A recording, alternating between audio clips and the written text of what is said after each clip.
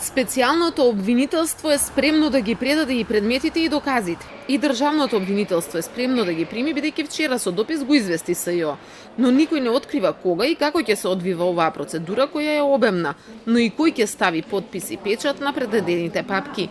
И покрај ова на 3 денови пред истекот на мандатот на специјалната обвинителка Катица Јанева, а со тоа и на незините помошници, сепак обвинителката Ленче Ристовска се надева дека СЈО не е мртво.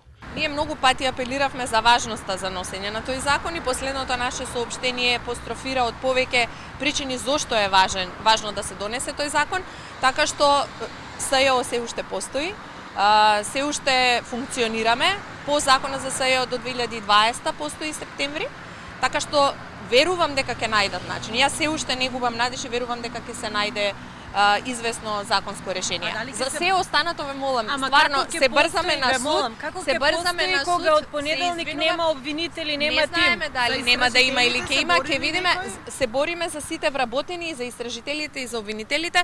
Во меѓувреме и вработените во обвинителството се загрижени за тоа што ќе се случува со нив. Стручниот, административниот и техничкиот персонал заедно испратиле писмо до председателот Пендаровски, до премиерот Заев, министерката за правда Десковска, но бараат и помош од амбасадорите на Европската унија, Америка и Холандија.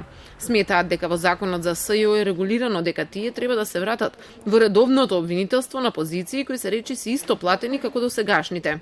Од тука секоја е намера на преговарачките тимови, која е спротивна на предходно наведените законски одредби, ќе ја сметаме како директна повреда на правото на работен однос, мотивирана од одмазнички пориви кон вработените и кон се што тие успеале да постигнат во изминатиот период, со искреност и со пожртвуваност кон институцијата во која работат, постапувајќи во делокругот на своите работни задачи, определени со законите и согласно организационата поставеност во обвинителството.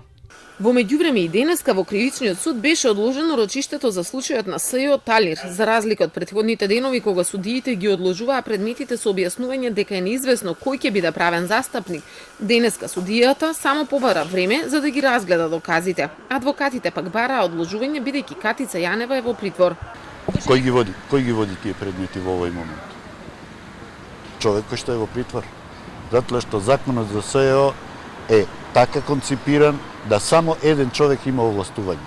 Другите имаат само овластување за процесни действија во судница. Иако соопштението за подготвеноста на трансферот на предметите е штуро, сепак за прв пат се повикува на законот за СЈО. Цитиран е членот 6 став 5 кој не предвидува ваква ситуација, но вели дека државниот обвинител не може да превземе предмети на Јанева без незина писмена согласност. Јанева пак од притвор ја даде согласноста сите предмети да ги превземе Јовески, а на своите помошници им испрати полномошност за да го сторат тоа.